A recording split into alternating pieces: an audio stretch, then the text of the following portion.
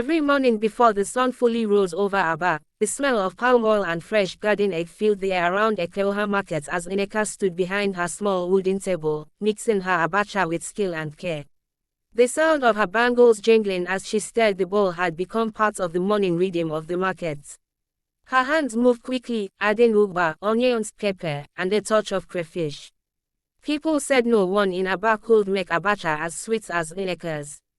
Madame Abacha. Customers always called her with smiles, some coming from far streets just to test her food. Her spot was always full, traders, bus drivers, even students in uniform stopped by for a plate. "Ah, this your abacha sweet past meat," one man would shout, licking his fingers. Nneka would laugh shyly, wiping sweat from her forehead with her wrapper.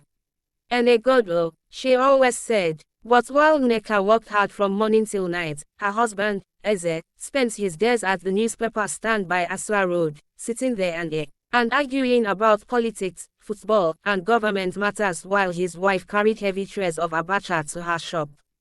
"Eze, go help your wife small." His friends would sometimes joke, and he would laugh loudly, stretching his legs, saying, "Leave that woman. She likes to walk too much. When she sells finish, I go collect my own." And truly, every evening, as Nneka returned home tired but smiling from her good sales, Eze would be waiting. Before she even entered the house, he would reach for her bag and say, "Give me the money, make I hold them." Nneka never argued, she would hand it over quietly, her eyes full of pain she could not voice. Yet every new morning, she rose again, cooked, smiled, and sold. The people loved her food, but no one knew the tears she hid behind her laughter. One day, something changed. A new woman opened another abacha stand not far from Nneka's. Her table looked finer, her bowls were shiny, and her prices cheaper. The customers began to divide, some went Nneka, some to the new woman. For the first time, Nneka sat quietly at her stall, staring at her half-empty bowl. When Eze came that night demanding money, she gave him less than usual. He frowned and asked where the rest. "Business no move today," she replied softly.